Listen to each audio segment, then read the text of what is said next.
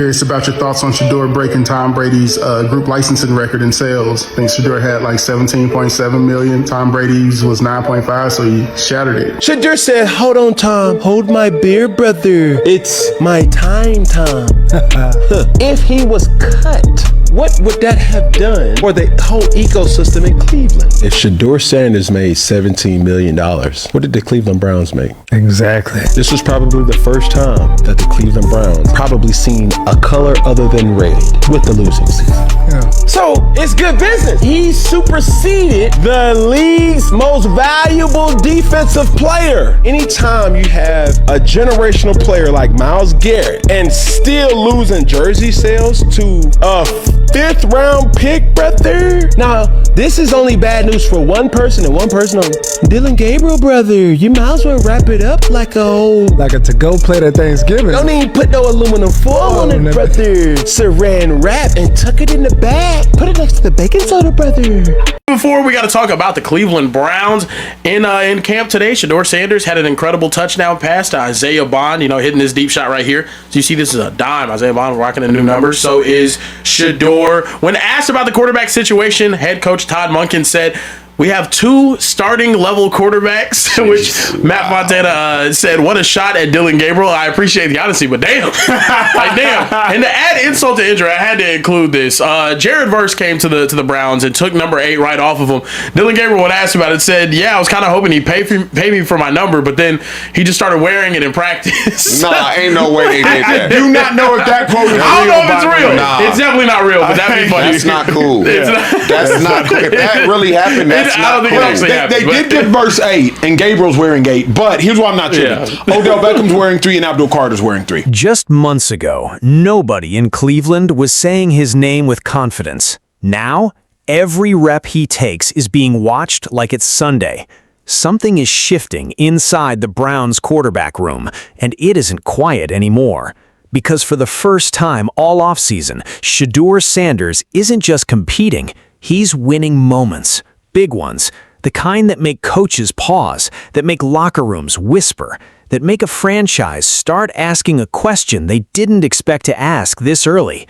What if the future just showed up ahead of schedule? You know who you want to give the first team reps to. You do not have the luxury, Todd Monken, of continuing to try to divide these reps up. Deshaun Watson needs as many reps in your system as possible, or Shedeur Sanders needs as many reps in your system as possible. Every day, you were kind of oscillating back and forth between having two starters is another day you were undermining the success of the true starter. You got two quarterbacks, you got no quarterbacks. So to me, T, I kind of like it because he's keeping Shedeur interested and keeping Shedeur invested, and it's not like Deshaun is so good that you need to commit to him. I would just love for him to commit to somebody. I don't even care who it is. It started with one throw. A deep shot, launched with total conviction, landing perfectly in Isaiah Bond's hands for a touchdown. Not a check down, not a safe read, a statement. And in a camp built on uncertainty, statements travel fast. Because here's the truth nobody in Cleveland wants to say out loud. This quarterback room has been a mystery all offseason. 2 former first-round picks, a veteran with something to prove, and a head coach who, when asked directly who his starter is, gave an answer that raised more questions than it answered. Both of them are starting-level players. That's not clarity. That's a coach buying time. And in the NFL, time only stays on your side for so long. Because while Todd Monken tries to keep the peace, the pressure inside that building is building anyway. Deshaun Watson, a former franchise cornerstone, trying to rediscover the player he used to be. Dillon Gabriel, a rookie with real tools, watching another rookie quarterback pull ahead of him in reps and headlines. And Shedeur Sanders, the most talked about name in this entire quarterback class, doing what talented players do when nobody hands them anything. He's taking it.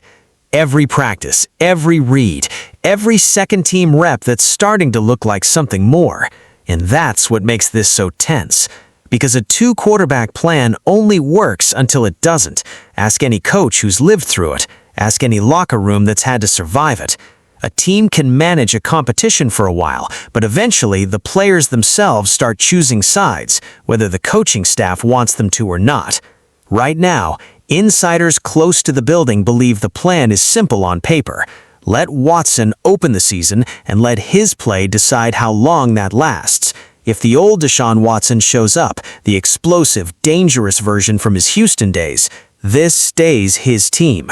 But if that version doesn't return by the middle of the season, the door swings open. And when it does, it won't be a debate anymore. It'll be Shedeur's team to lose. That's the storyline running underneath everything happening in Berea right now. Not just a quarterback competition, a countdown. And Dillon Gabriel is caught in the middle of it, watching his path to whoever's ready start to shrink in real time. A rookie who came in with real belief behind him, now forced to share a headline cycle with a teammate who's dominating the conversation before a single regular season snap has been played. It's not personal, it's just football, but it's brutal all the same. Because in this league, opportunity doesn't wait for anyone to catch up. Clear-eye view of who do I believe is the best quarterback. I believe Deshaun Watson is going to start the season as a starter, and by week 4, Shedeur Sanders will be the quarterback unless Deshaun Watson is the old Deshaun Watson, which is hard to kind of recapture that, but you never know. And so I have no problem with the way he's handling it. You cannot bring Dillon Gabriel into this because now we down the little clown and pony show that we went through last year. We don't know who the quarterback going to be. We got this guy. We draft 2 guys. We got Flacco taking a rep. Like, what were we doing last year? At least we know it's going to be 1 or 2 guys. I do believe it will be Watson, and then I do believe Shedeur will end up, especially with Myles Garrett gone. Meanwhile, the noise around Sanders keeps growing louder. Every practice highlight gets clipped, shared, dissected. Every rep becomes a referendum on whether the doubters who questioned him on draft day were wrong, and every touchdown pass adds one more brick to a narrative that Cleveland can't ignore much longer. This might not be a 2-man race for long. Still, nothing is settled, nothing is promised. Watson has been here before, clawing back from criticism, fighting to prove the version people remember is still in there somewhere. He has starts, he has experience, he has a head coach who so far has refused to hand this job to anyone without a fight. And that's exactly what makes this so tense to watch. 2 paths, 1 job, a locker room trying to figure out who to believe in before the coaches even decide. Because eventually, Todd Monken has to choose. He can't keep splitting reps forever. He can't keep 2 starting quarterbacks stacked on top of each other into the regular season without consequences. Somebody has to be the guy. And the longer that decision gets delayed, the more pressure builds on everyone involved. The coach, the veteran, the rookies, and a fan base that has waited far too long for stability at the most important position in football. So, when does it break? Some around the team believe it happens fast, as early as the first preseason snaps, when live bullets start flying and film doesn't lie. Others believe it stretches deeper into the season, tied directly to wins and losses, tied directly to how much patience ownership has left. But almost everyone agrees on one thing. If Deshaun Watson struggles, even a little, the leash won't be long, and when it runs out, this will not be a slow transition. It will be immediate. It will be Shedeur Sanders' huddle, Shedeur Sanders' offense, Shedeur Sanders' team to carry. And knowing what we've already seen from him in camp, he might not need a second chance to prove he belongs there. Because right now, in a building full of uncertainty, one player looks like he already knows exactly who he's going to become.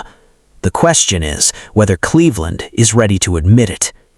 So if you're locked in on where this goes next, the reps, the depth chart, the moment this all finally breaks open, make sure you're subscribed, because this story is only getting started, and you will not want to miss what happens when the Browns finally have to choose.